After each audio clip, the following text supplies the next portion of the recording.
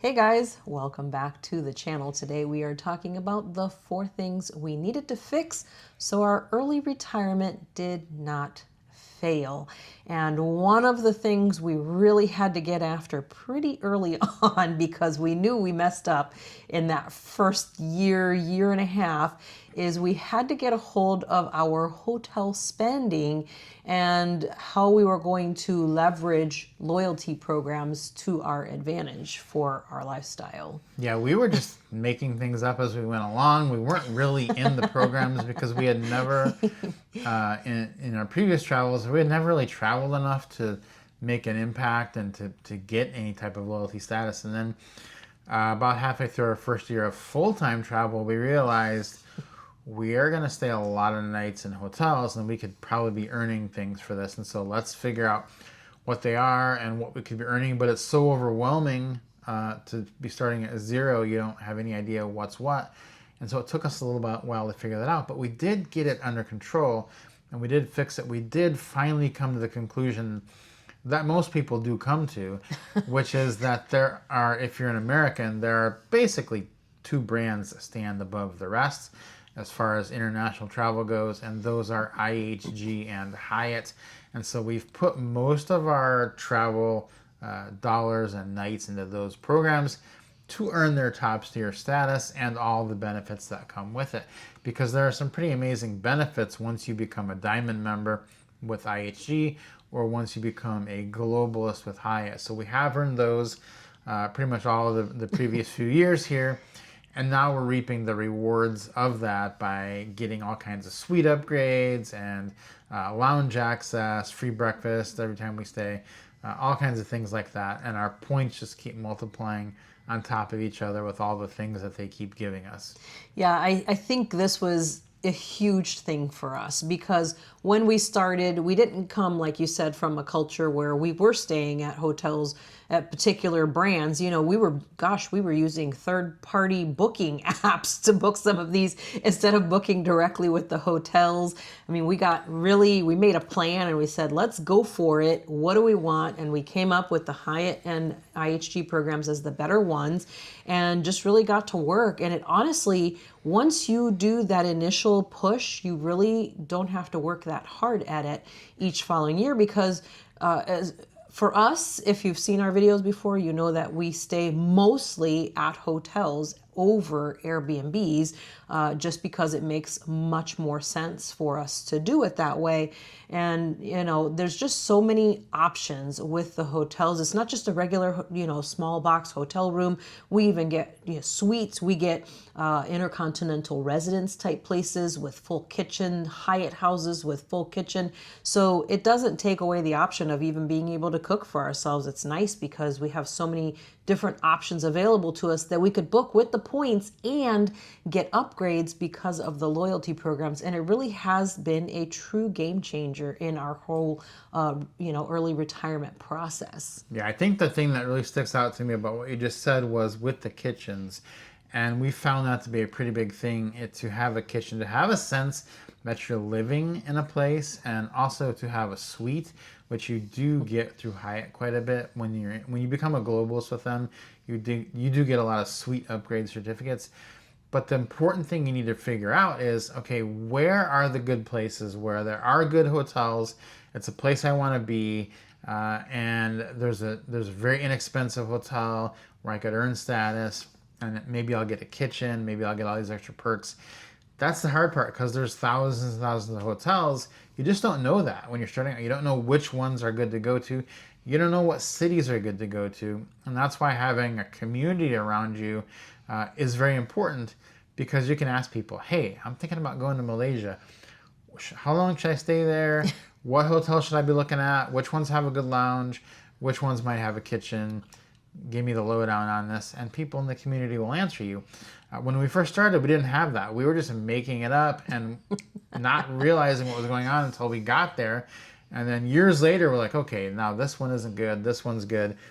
People have already done all that work for you. And that brings me to my second point, which is you do need to get a community around you. We do have a retirement travel Jumpstart community. There is a link in the description to that. It is included with the course we have on retirement travel. And it's an amazing community of people who are helping each other, becoming friends with each other, and just making this lifestyle much easier on everyone involved. Yeah, there's something to be said. People always talk about, oh, read the reviews, read the reviews. But these are reviews. This is like a deeper level and the next level of reviews. These are people who have actually tried it and are in your shoes and can give you a review from that perspective, which makes such a world of difference. And then on top of that, things change a lot. Your relationships will change with the people that you are with back home when you head off, to travel either full time or part time or big chunks of time. Your relationships are going to change with your community around you where you are at your home base, and you're going to want people around you that get it. That aren't going to, be thinking, oh, this person is a real crazy one. They're doing this, traveling all over the world, doing crazy stuff. It's like these people get it. And it's not complicated. And that's one of the cool things. I heard so many people say this at our Da Nang Vietnam meetup earlier this year. We're saying, this is so cool. I'm talking to these people and none of them are making weird faces. All of them are like, oh yeah, I did that too. Or I really enjoyed that. You can share those things and it's like, these people get it. They get it. And I think having a community around you like that really does make a huge difference in early retirement. In the first few years, we didn't have that. And boy, this has really been a complete game changer for us to have a community, a strong community of people who are on the same path or even in the realm of the path or thinking about being on it, that can just kind of learn from each other and help each other out. It's really awesome. Yeah, the community aspect is incredible and so necessary, because people before they retire or retire early, start traveling, they think their community is going to stay the same. It's not. They say things like, oh, well, some people are going to come visit me. They're not. They're not going to come visit you. Those ties are going to break pretty quickly and pretty violently. And we just know this from experience and through meeting with tons and tons and tons of people who have done it. Those ties are going to break. It's going to be like when you graduated high school and you said, we'll stay in touch for forever. And then, you maybe talk to one or two people. That's not enough to sustain you, because a lot of our communities that we've built that we think are very strong communities are only really there because we actually work with someone, or we live in the same neighborhood as them, or we go to the same thing as them. But as soon as we stop doing those things, that tie really isn't there outside of that, and those relationships will fall away. So if you don't replace those with other people that you're bonded with, you will fill a void, you will fill a gap. And that's what's so great about this retirement travel community, is that this is not only filling those with other people, but other people who are more suited to be like you. As we always said, your neighbors, like where you live and in your house, it's great. You can have a lot of friends there, but it's all done by happenstance. It's just whoever you happen to be around. You're not hand-picking those people. You're not hand-picking who you work with. This is a community of people that you're hand-picking. And so what we've found is that the relationship success rate, meaning the people that you get along with, the people that you click with, is way higher in a community like this. And that's what's so amazing about the meetups that we have. Like, we just had one in Da Nang. We're having one in Hong Kong very soon. Doing a lot of group cruises next year. Iceland, Norway, Rome, all these types of things, right? Actually even doing safaris together and doing an Antarctica trip. These are all people that want the same things out of life. And what everybody says when we do these meetups is, this was amazing. I made more friends in 7 days than I've made in the last 7 years. And so that community aspect, so important, but you got to get in the right community. Absolutely. And speaking of community, in a continuation of that, we also have, you kind of have to have a creative outlet for stuff. There's certain things that came with your job, whether it be notoriety or a sense of accomplishment or something like that. You have to find an outlet for those things, because then it becomes very challenging, and it can, bring up other things if you don't find a creative outlet for some of those things. And one of those things for us has been doing YouTube. And we've really learned so much over the years doing YouTube, from when we started to now. And we did put a course together back a little more than a year ago. And it has been absolutely an incredible community.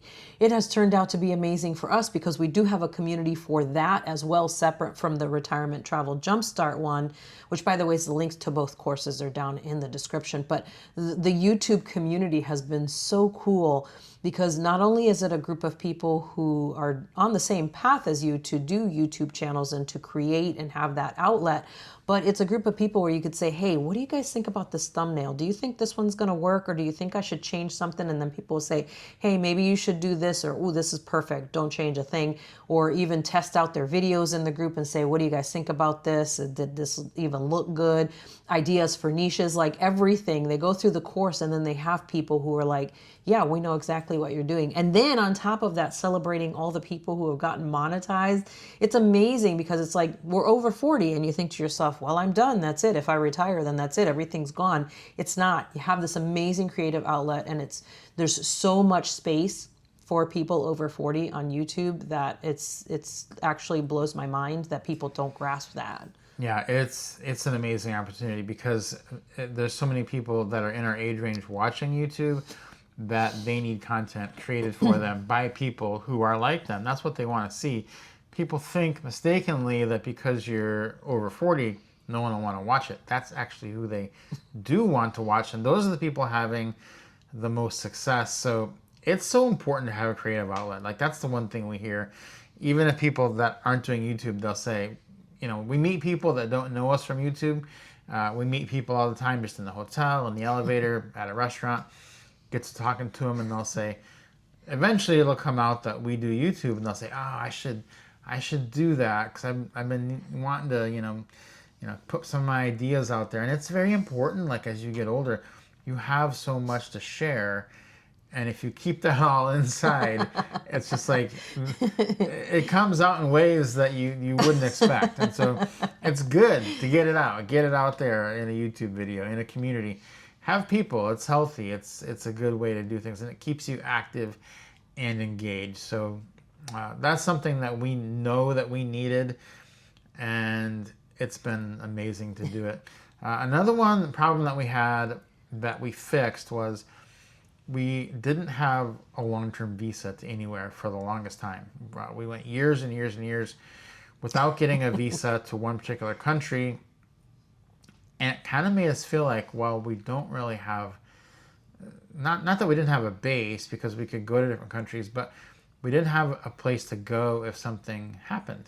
And so, when we were traveling the world in 2020, we could not come home, and we just really felt like our options started to shrink very, very, very quickly of where we could go. And so it would have been nice at that time to have a long-term visa to a country where we know we could have gone and just stayed because there's a lot of issues that came up. And so we did finally decide to get a long-term visa.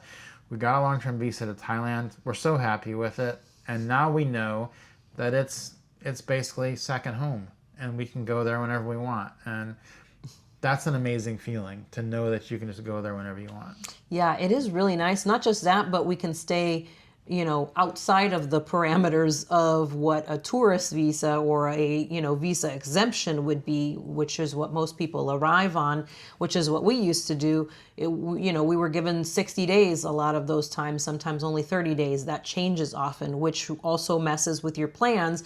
Whereas with having a long-term visa, we know that we're getting in and that we don't have to worry about anything because we have a proper visa to go in. And it really does make a difference in a lot of countries that you have a proper visa to go and to stay long term. This way we don't have to do things like, border runs and worry about all those types of things. We could book a place and know, okay, we know we can stay there for 6 months, easy, no problem. We could stay there for a year if we want to, easy, no problem. We don't have to worry about border runs and things like that.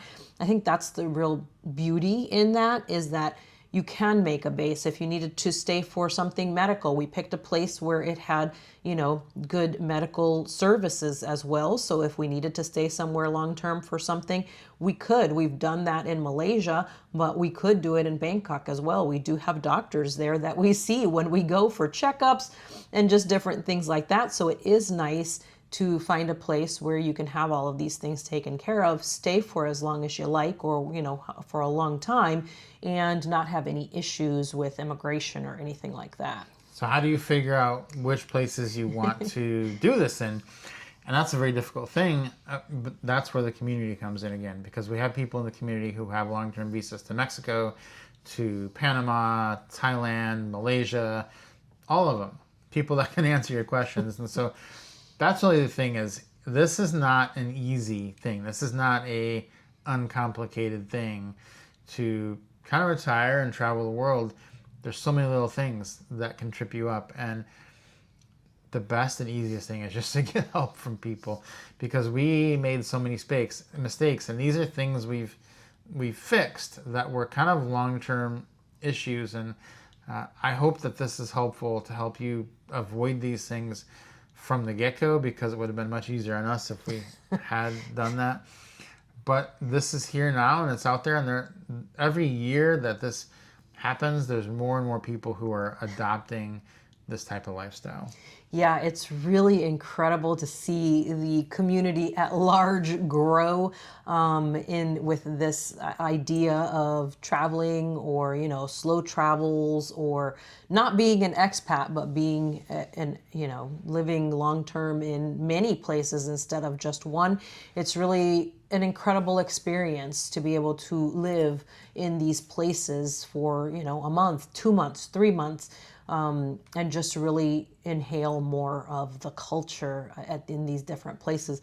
Guys, hopefully these things that we fixed were helpful to you, something to look out for if you're not on the road yet. And those of you on the road can start thinking about these things and trying to fix them as well, because they will come up and they will creep up on you. But yeah, hopefully it was helpful to you guys. If you enjoyed this video, give us a like. If you have not subscribed yet, please consider subscribing to the channel, and we'll see you guys next time.